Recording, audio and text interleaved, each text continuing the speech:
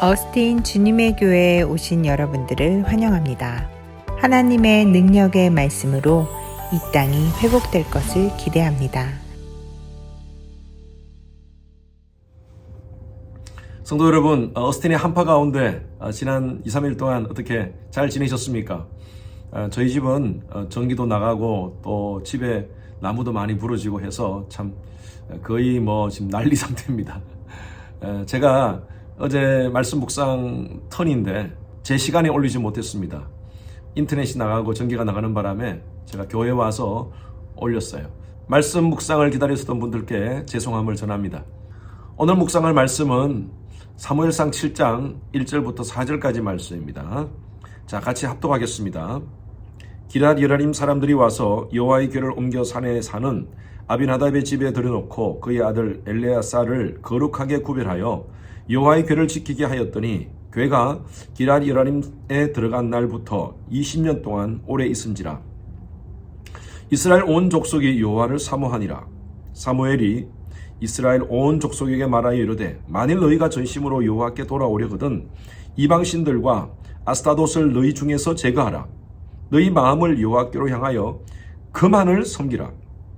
그리하면 너희를 블레셋 사람 손에서 건져내시리라. 이에 이스라엘 자손이 바알들과 아스타돗을 제거하고 여호와만 섬기니라. 역사는요, 하나님의 섭리 가운데 움직입니다. 섭리라는 것은요, 이 세상의 모든 우주 또 인간의 모든 것이 하나님의 뜻 가운데, 하나님의 통치 가운데 결정되어진다라는 것이 바로 하나님의 섭리라는 그런 의미입니다. 우리 인생도 마찬가지입니다. 저희 개인적인 삶도 마찬가지예요. 저희 인생을 돌이켜보면 제 뜻대로 제가 의도한 대로 모든 것이 다 되지는 않았어요. 그런데 돌이켜보면 그곳에 하나님의 섭리가 있었고 하나님의 뜻이 있음을 알고 하나님께 감사하는 그런 시간들을 갖곤 합니다.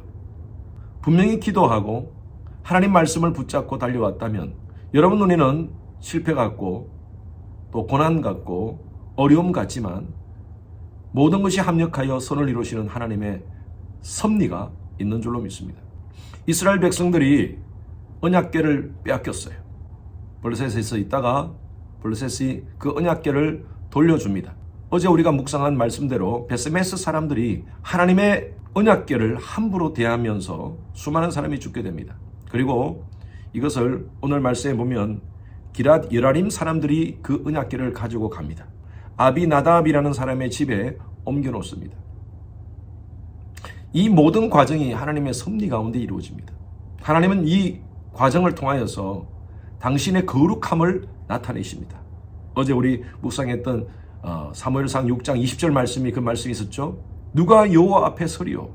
감히 하나님의 뜻을, 하나님의 섭리를 거스릴 자가 누가 있느냐? 어제도 잠깐 제가 언급했지만 1400년대 유럽의 패스트가 강타했습니다. 유럽 인구의 3분의 1이 죽었어요. 그 당시에 많은 사람들이 어떻게 하나님이 살아계시다면 수많은 사람을 이렇게 죽일 수 있을까? 하나님은 존재하지 않다 라고 얘기했었어요. 역사를 돌이켜보면 이 패스트 사건을 통하여서 하나님은요, 인류의 역사에 경종을 주셨습니다. 종교교육이 일어났고요. 그리고 라틴어에서 이제 독일어, 영어로 성경이 번역이 되기 시작하고 수많은 사람들이 성경을 읽기 시작하면서 복음이 확산되는 역사가 일어나게 되었습니다.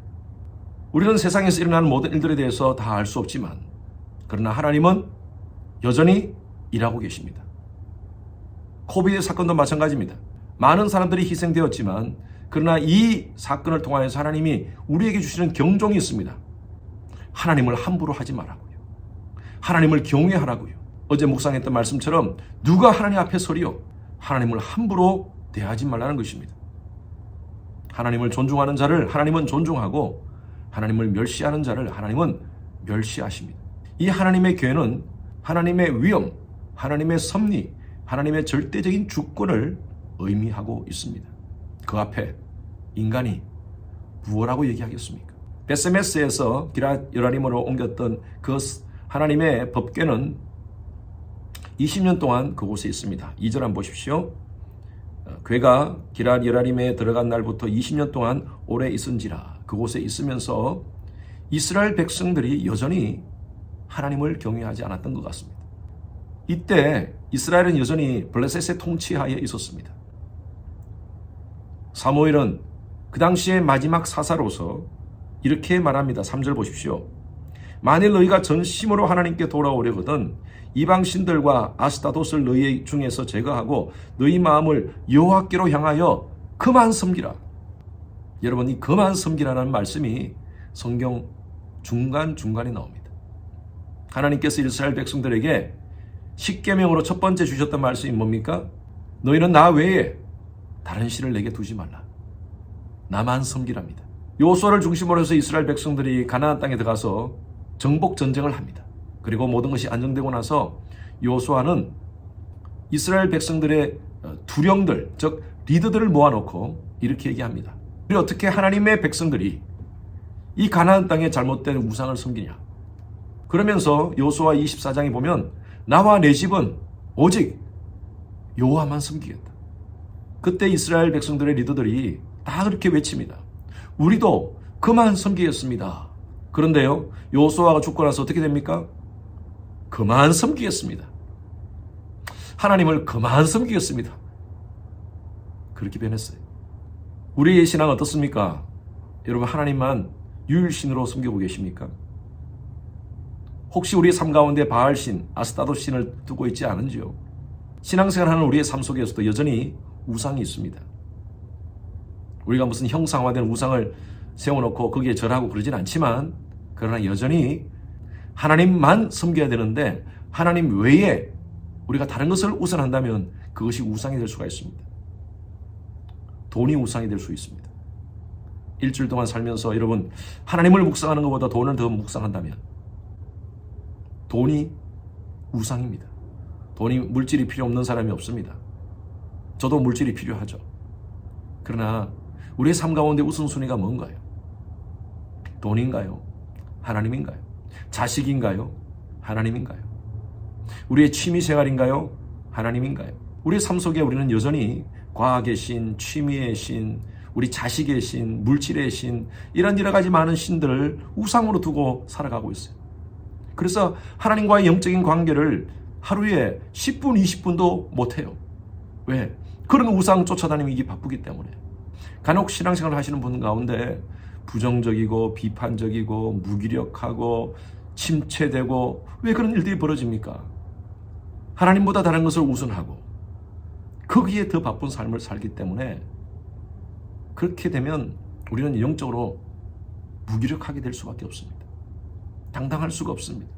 오늘 하나님께서 우리에게 주시는 말씀이에요. 3절 마지막에 보면 너희 마음을 여호와께로 향하여 그만을 섬기라. Serve Him only. Serve Him only. 4절 말씀 보십시오. 이에 이스라엘 자손들이 바알들과 아스타돛을 제거하고 여호와만 섬기니라. Serve the Lord only. only. 하나님만 섬기라는 것입니다. 하나님만 섬기면서 어떻게 삽니까? 예, 하나님의 백성들은요, 하나님만 섬기면 하나님이 책임져 주십니다.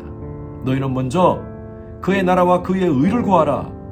하나님만 섬기라는 거예요. 먼저 우선순위에 정하라는 거예요. 그러면 이 모든 것, 너희 먹을 것, 입을 것, 마실 것 하나님이 주신다는 것입니다.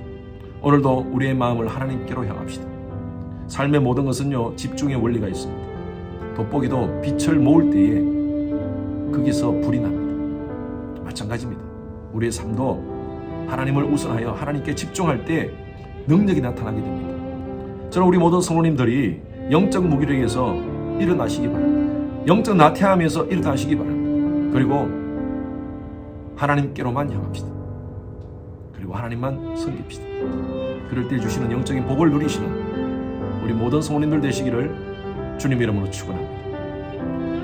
주님 감사합니다. 오늘도 귀한 말씀을 통하여 하나님께만 향하라는 하나님의 음성을 듣습니다. 하나님의 이 준엄한 말씀을 받고 하나님께로 향하는 저희들의 삶, 하나님만 섬기는 저희들의 삶이 되게 하여 주시옵소서. 감사드리며 살아계신 예수 그리스도 이름으로 기도드렸습니다. 아멘. 금요일은 예배를 위해서 기도하는 시간입니다.